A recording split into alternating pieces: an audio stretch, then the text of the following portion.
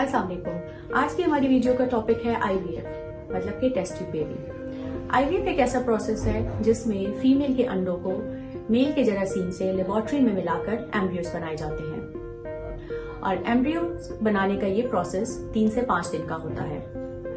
IVF के success rate पूरी दुनिया में कांस्टेंट है जो कि तकरीबन 45 to 50% है।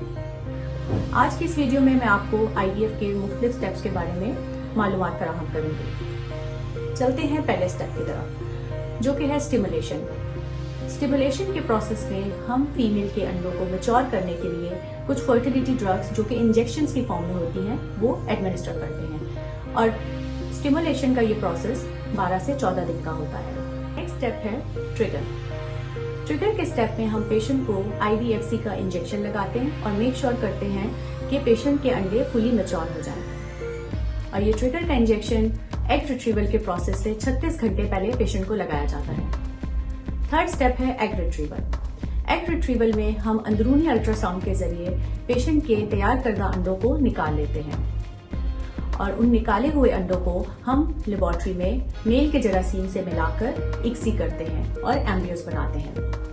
एम्ब्रियो बनने का प्रोसेस 3 से 5 दिन का होता है और इस दौरान एम्ब्रियोस को बहुत क्लोजली मॉनिटर किया जाता है।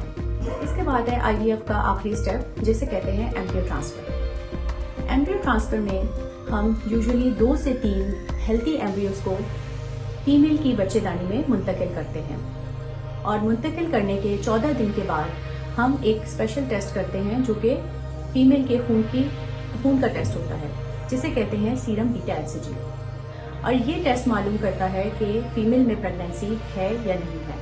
आज की वीडियो में इतना ही। इंशाल्लाह हम अपनी नेक्स्ट वीडियोस में आपसे इनफर्टिलिटी के डिफरेंट टॉपिक्स पे बात करेंगे। अगर आज की वीडियो के हवाले से आपके कोई भी सवालात हैं तो वो आप कमेंट सेक्शन में डाल सकते हैं, हम उसके जवाब भी देंगे।